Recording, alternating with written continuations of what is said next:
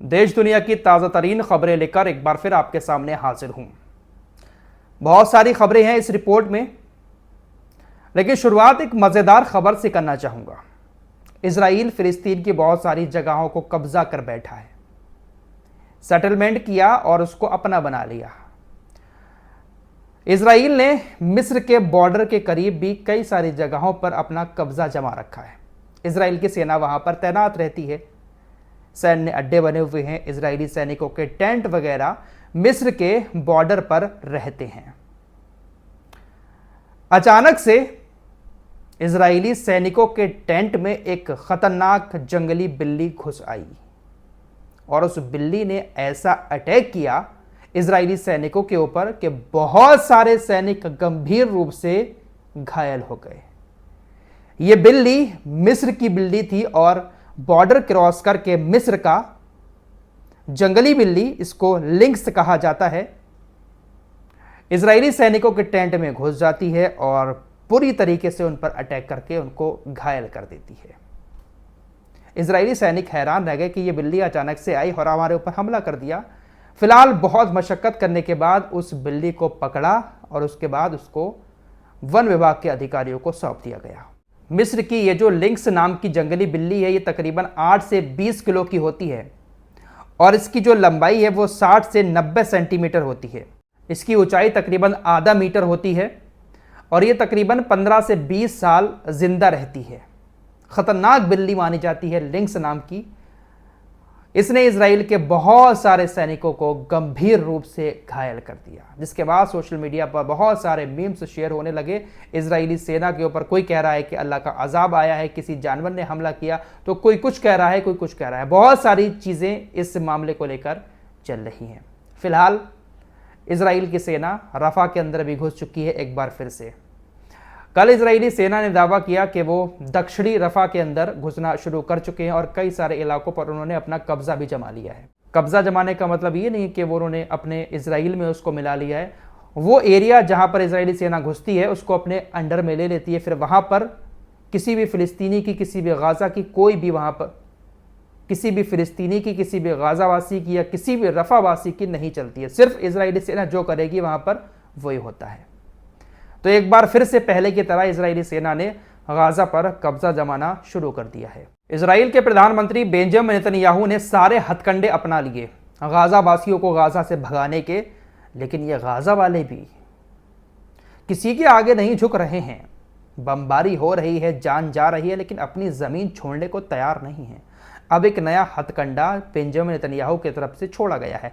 इसने एक मंत्रालय बना दिया है गाजा वासियों के लिए, और ये मंत्रालय ऐसा बनाया है कि अगर कोई गाजा का व्यक्ति अपनी मर्जी से गाजा छोड़कर किसी दूसरे देश में जाना चाहता है तो इस मंत्रालय के जरिए उसको सुरक्षित गाजा से बाहर निकाल दिया जाएगा। बेंजामिन नेतन्याहू एक संस्था बना रहा है, लालच दे रहा है गाजा वासियों को कि आप आराम से दूसरे देश में जा सकते हैं, इस संस्था से कांटेक्ट करें, आपको आराम से गाजा से ये लोग बाहर निकाल देंगे सुरक्षित जगहों पर। तो जो लोग अपनी मर्जी से जाना चाहते हैं वो इस संस्था से मिल सकते हैं।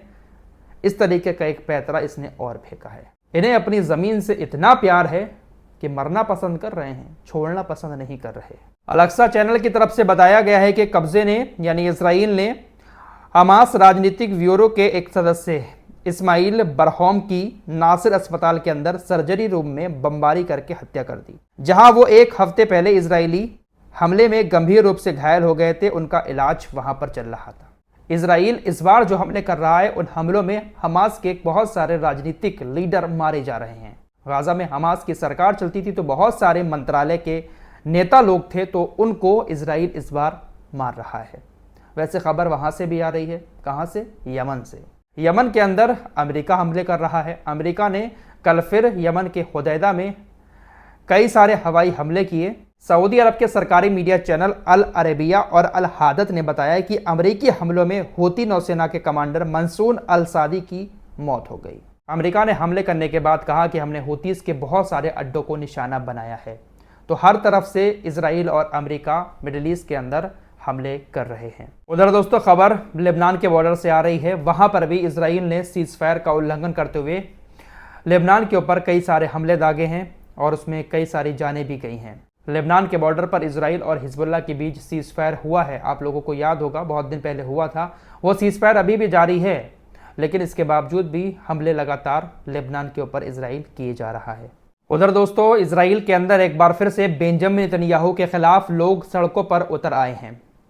यार समझ नहीं आता है कि ये लोग पिछले 1.5-2 साल से सड़कों पर उतर रहे हैं, खतरनाक प्रदर्शन कर रहे हैं, बेंजामिन नेतन्याहू की सरकार को गिराने की बातें कर रहे हैं, लेकिन कुछ हो क्यों नहीं पा रहा है?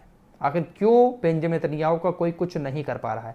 दरअसल शिन बेट के प्रमुख को पिछले वीडियो में बताया था मैंने, बेंजामिन नेतन्याहू ने पद से हटा दिया है, जिसके बाद बड़ी तादाद में लोग सड़कों पर उतरकर बेंजामिन नेतन्याहू के खिलाफ प्रदर्शन कर रहे हैं और बेंजामिन नेतन्याहू को ही इजराइल का दुश्मन बता रहे हैं। ऐसे नारेबाजी वहां पर की जा रही है।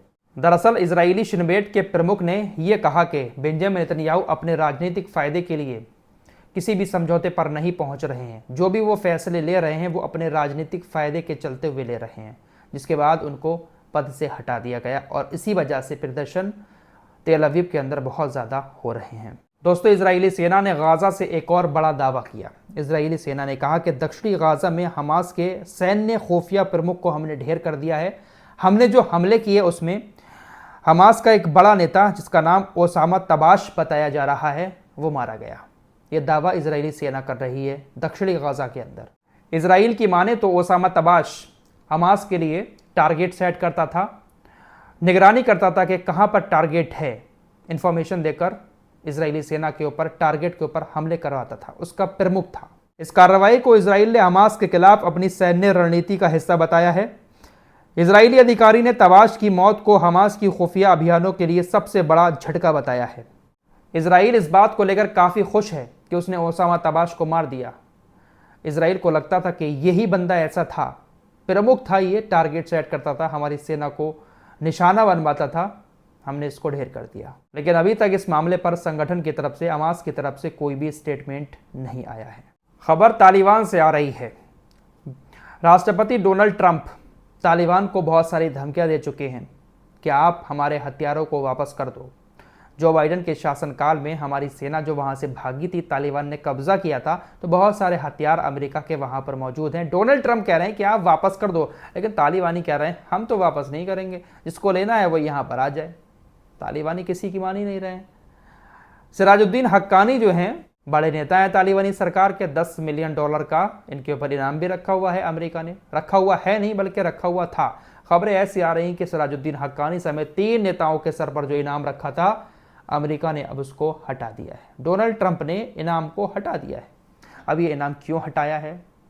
क्या ये एक लालच है तालिबान के अंदर घुसने का, तालिबानी नेताओं का भरोसा जीतने का, कि देखिए अब अमेरिका हमारे ऊपर से हटा रहा है प्रतिबंध, हम घुस जाएं तालिबान के अंदर जाकर। यार ये लोग कुछ भी करते हैं ना, उसके पीछे कहीं ना कहीं एक चाल ज़रूर होती है। लेकिन अब दुनिया बहुत बदल चुकी है। पहले के दौर में और अब के दौर में बहुत फ़र्क है। पहले अमेरिका इस तरह की चालें खेल कर लोगों को अपने जाल में फंसा लेता था, इसीलिए पूरी दुनिया के ऊपर राज कर रहा था। लेकिन अब वक्त बदल चुका है। अब हर कोई, छोटा से छोटा देश, आगे बढ़ना चाहता है। अब कोई भी किसी की चालबाजी में इतनी आसानी से फंसता नहीं है। लेकिन मिडिल ईस्ट के जो बादशाह हैं वो तो आज भी अमेरिका के गुलाम बने पड़े हैं। फिलहाल इस रिपोर्ट में इतना ही। कुछ और खबरों के साथ फिर हाजिर होऊंगा। तब तक के लिए अपना ख्याल रखिएगा। अल्लाह हाफिज़।